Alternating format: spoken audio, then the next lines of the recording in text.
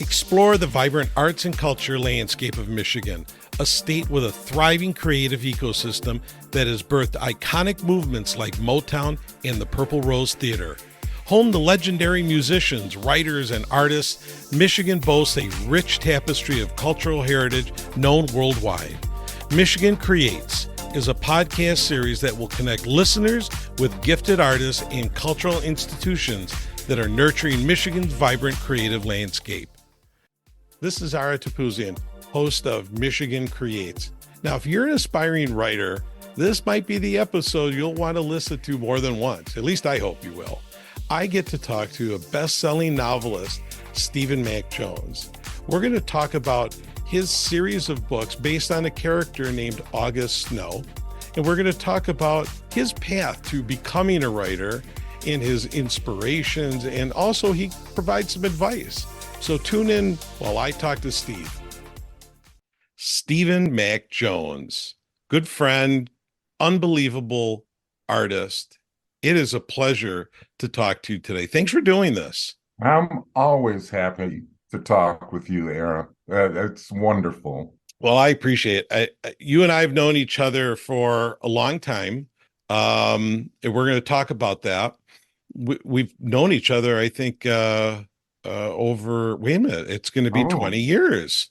When did we get, no, do I have I don't have my math, right? It's 10 years. 10. I don't have my math right. Going on 11, going on 12 years. Yeah. And I was fascinated with you when I met you. I've kept track of all of your doings over the years. And, you know, it's not all of them, I hope. Well, no, the stuff that the arts and culture related stuff, we've been definitely keeping track of. So it's great to talk to you. And so where we met was through Kresge, and not the dime store that we probably remember from when we were kids, but the Kresge Arts Fellowship, which you and I received the same year. I for music, but you for writing. And so take us back to 10 plus years ago and your background and how you got into writing, all that kind of fun stuff. Well, when I applied for the Kresge Fellowship, I was still in advertising, in marketing communications, and because of my lovely wife, she said you should apply for the Kresge Fellowship. Right.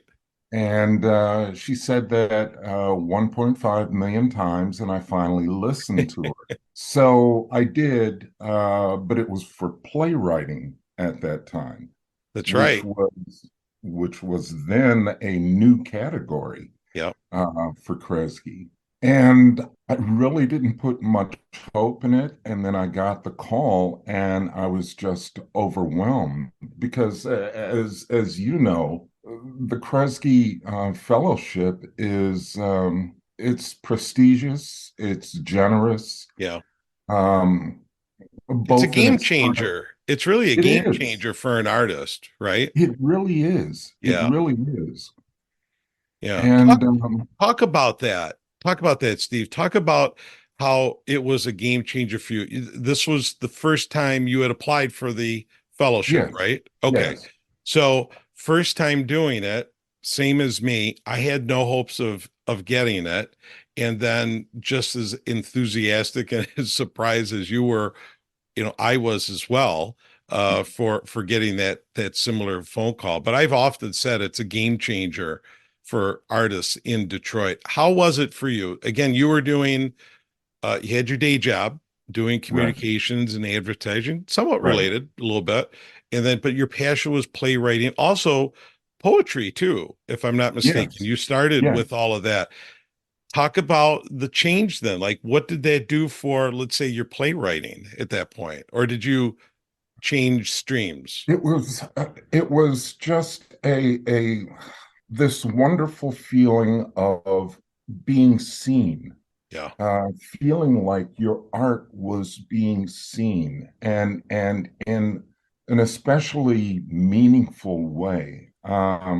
As you know, it's a generous, they cut you a generous check, Right. but that was just the beginning of the support that Kresge Arts in Detroit uh, gave me. They follow up with meetings to support your art, Yep. uh, The networking. personal advice. Yep. Um, so yeah, it was a game changer in that I finally felt seen. I finally, Validated. yeah, exactly, Yeah. validated. Yeah. Right. So Um, from that yeah. point, Steve, did you go from playwriting to novel writing? Because we're going to get into that in a little bit too. When did you make the Yeah. switch, I guess, if that's You such a know, thing? I made the switch 4 years later, Okay. after the Kresge Arts Fellowship. And I made the change primarily because after I was for all intents and purposes retired at that Right. point, which meant that uh, I was the one fixing breakfast and getting our youngest child, our son, off to school and getting my wife, Mary Kate, to where she had to be for work. Right. So by the time all of that madness was done, it was like 9 o'clock. Yeah. And I was, like the movie says, home alone. There's only so much news you can watch, so many old cowboy movies you can watch, Yeah, and that's not true. There's never not enough old movies or cowboy movies. I that, beg to differ there, but yeah, I know true what you enough, mean. There's true only so enough. much time you could fill your day with, right? Right. Yeah. So I got bored with myself and I thought, well, why don't I tell myself a story? Right. And make a long story short, that ended up being the first August Snow book. So let's jump into that. So you've got, if I'm not mistaken, four August Snow novels. Who is August Snow? Great question. August Snow is biracial. He is half African American, half Mexican American. He is a veteran of war in Afghanistan, Hmm. U.S. Marine sniper, and also he was a Detroit cop, one of the youngest detectives on the squad. And he was ultimately fired for investigating malfeasance in the mayor's office. Okay. That could never happen in Detroit. No, I don't know what you're talking about. Pure fiction. Clearly pure Woo, fiction, right? Yeah. wow, crazy stuff. In fairness, this was a long time ago for those that are watching and listening now. But yes, there's a Right. bit of an, if you're a Detroiter, there's a bit of an inside joke, I guess. Maybe Yes, could be yes. outside of Detroit too. Yeah. It ends up that he sues the city and he wins a $12 million wrongful dismissal settlement. And that's a lot of money, but for him, it's not nearly enough because Mm, he lost something that he loved. right. And he felt disappointed in himself. And although his parents were deceased, he felt that they might be disappointed. So he takes that money, moves back to his childhood home in Mexican Town, and he's just a guy that people pull into situations. They trust him, and he knows through his own experience that there is this dichotomy between the law Hmm. and justice. And he tries to navigate both, but leaning more toward justice. And That's August this Snow. is, yeah, exactly. So the natural question, I'm sure you've got this a thousand times, the follow-up would be, you've just said who August Snow is. Is there a connection between Stephen Jones and August Snow? Is there a little bit of you and him and you? Is there a bit of a background as to this character? Anything that you would add or admit to? Were you Yeah. I don't know anything about guns. What I know about guns for the books, I've had to do considerable research. okay? I'm not a military veteran, so I studied up on veterans issues and the war in Afghanistan. The only thing really that August and I have in common, and I've said this a number of times, and it was a revelation the first time to me, the first time I said it, was each of these books is something of a love letter to my parents, Hmm. uh, Okay. the way that I was brought up. How That, so? Can you give me some well, examples? yeah, yeah. An airplane flight, passenger flight from New York to Paris, it doesn't follow a straight line. Right. There are course corrections along the way. Okay. Um, and my folks tried and hopefully succeeded in teaching my brother and I that there is a um, moral and ethical true north. And being humans, we sometimes vary off course. Right. Uh, but there's always that true north heading. Um, so that's what they taught me, and that's what I've tried to infuse the character of August Snow with, that sense of what is true north. Yeah. That's very interesting.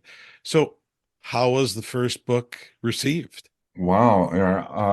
The first book It's a was loaded question. You realize I already know the answer a bit to it, but love to hear it. well, to begin with, I was thoroughly amazed that it was accepted for publication in the first place. I Right. could have died happy for that.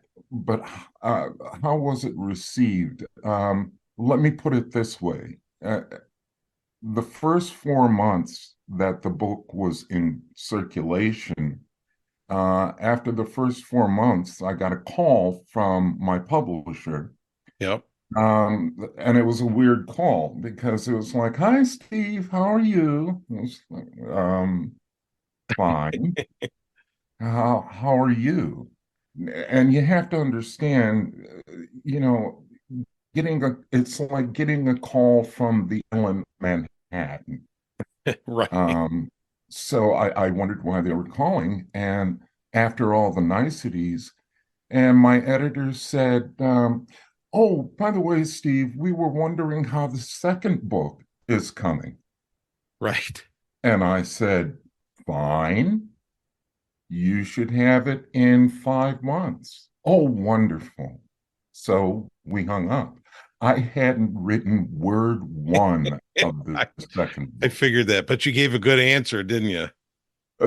You gotta leave some doors open, but the book itself won a number of awards, and through all of the veiled mystery that is publishing, Yeah. I found out that it had sold 5 times what they expect That's great. for a new book through Yeah. that publisher. Right. Um, so it did well, and it was a constant source of surprise and gratitude for me. Right. Which led to three more after the first one, and your fourth one is recently out. What's next? Do you anticipate doing a fifth August Snow? Do you have other things that you're thinking about that you would like to write about? Oh, hell, Ara. I didn't expect to write two. I'm thinking about a fifth, and it takes me a while between tossing things around in my head and actually sitting at the laptop. Yeah. Um, but I do have two other projects that I'm working on right now. They're not August Snow related, and we'll see how that goes. Yeah. Well, we wish the very best for all of what you do. Um, Steve, when as you were talking about August Snow, you had a lot of Detroit references, a lot of Michigan references, and so that's important to you to, pay tribute, I guess, in a way of Detroit. Yes. Let's talk outside of just you as a writer.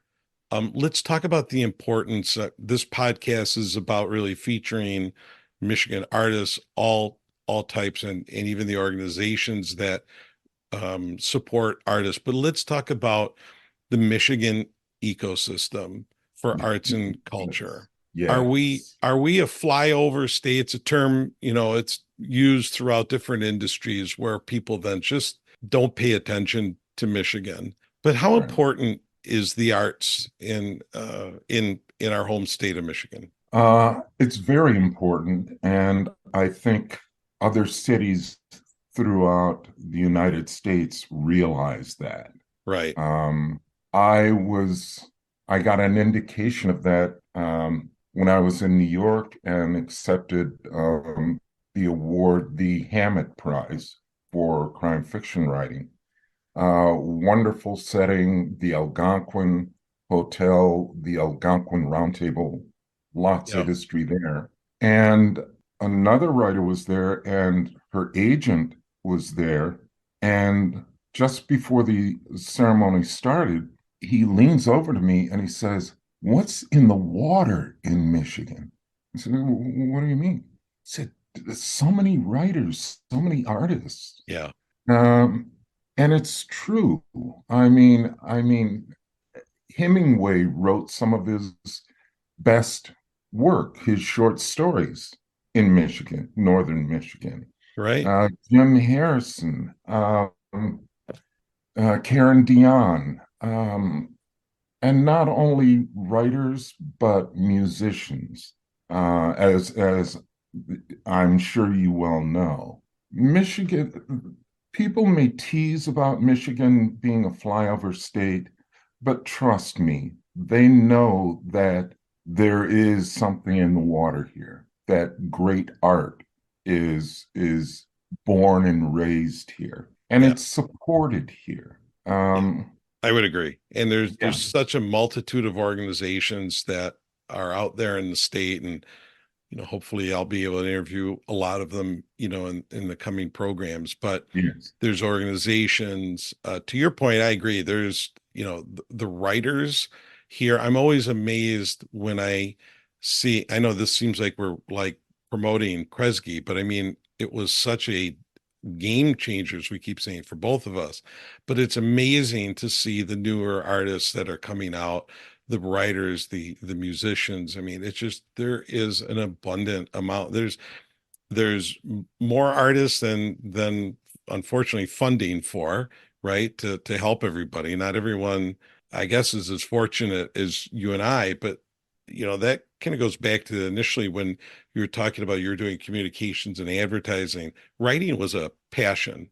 It still yeah, is a passion of yours, but you had to keep the lights on, right? And you right, had to do right. those other things to do it. But you've transitioned to being just sort of a full-time writer, and I think that also speaks volumes to the type of talent that we have here. Yes, yes, I would thoroughly agree. It's a supportive ecosystem here. Yeah. Um, the musician, writer, Patti Smith, Yep. she once gave an interview for, I believe, New York Magazine, maybe 10, 15 years ago. And in essence, she said, "I don't know why young people keep coming to New York to practice their art. This Right. city will crush them." And she said, "Anyone pursuing their art should go to Detroit." And I think in large part that's true, because there is an ecosystem that is supportive of Yeah. artists here. Supportive Um, and nurturing, all yes, at the same time. Yeah, I would agree. yes. So yeah, it's a tough city. It's a hard scrapple city, but that makes an artist work harder. And there are rewards for those who do put in the work. Yeah, well said, Steve. Steve, as we close this out, I mean, we could talk for hours and laugh and make jokes. I'm surprised we haven't like made too many jokes, but um, maybe we've spared the audience a little bit of our corny humor, which I get a kick out of all the time. As a writer, and for those that are aspiring artists, Michigan or elsewhere, what would be the top two things, pieces of advice you would give an aspiring writer? Wow. You can't say don't quit your day job. That's No, I'm not going to say that because either you get that or you don't. If you're working at your art, you're working at your art, and right. that is the key point. Real artists don't wait for inspiration. They make things happen. They work at it. Your art becomes your job. That is what you should work at. Do you need an MFA? It couldn't hurt. It won't hurt if you don't have one. Right. There is no single path save for considering your art your job and the willingness to try and fail and get back up and try again. That's my methodology. That's great So, advice. yeah, Definitely great advice. Well, Steve, we've run out of time. We definitely want to encourage our listeners to check out more information on you. You can certainly Google your name and you come up everywhere, all the good websites. But your website, your official website, I knew I'd get some bad joke in there. Your website, though, is StephenMackJones.com. So we ask everybody out there to check it out, and grab a book, grab an August Snow book. So I know I enjoy them, and I enjoy you. I enjoy talking to you and watching all of the great successes that you have. And we're physically maybe 5 or 10 minutes apart, but get to see more of what you're doing online every day. So, Steve, thanks for being on my program, and Thank you, Ara. I wish you all the best. You are a marvel of a human being. You're a great man, a fantastic musician, and it's an honor to be here with you. So I thank you. appreciate that. Thanks much. Thank you for tuning in to Michigan Creates. For more information about our podcast series, I invite you to visit michigancreates.net.